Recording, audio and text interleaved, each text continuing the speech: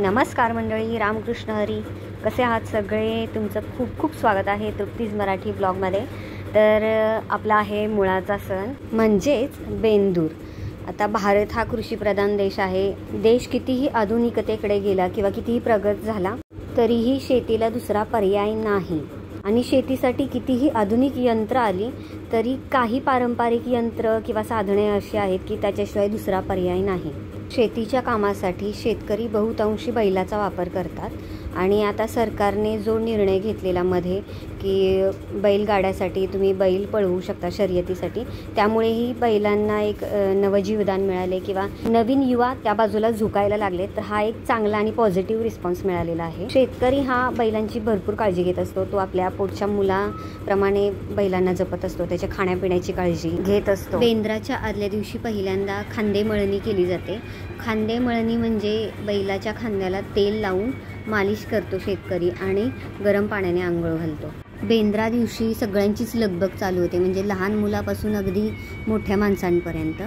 सकाळी तोरणं लागतात दरवाजाला. काही ठिकाणी आंब्याच्या पानाची लागतात आणि काही ठिकाणी पिंपळाच्या पानाची लागतात. तर बेंद्रा दिवशी जनावरांना पाणपोईत म्हणजे नदीच्या ठिकाणी किंवा वड्याच्या ठिकाणी नेऊन त्यांना स्वच्छ धुवून आंघोळ घातली जाते. आणि जनावरांचे गोटेही धुवून झाडून स्वच्छ केले जातात. त्यांनाही तोरणं लावली जातात.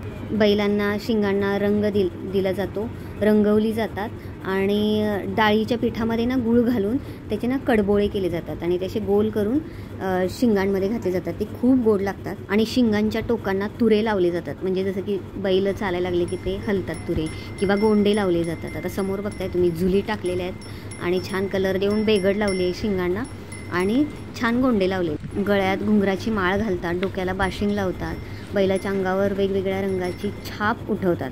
जसं आम्ही लहान होतो तेव्हा आमची ना खूप भांडाभांडी असायची बहीण भावांची.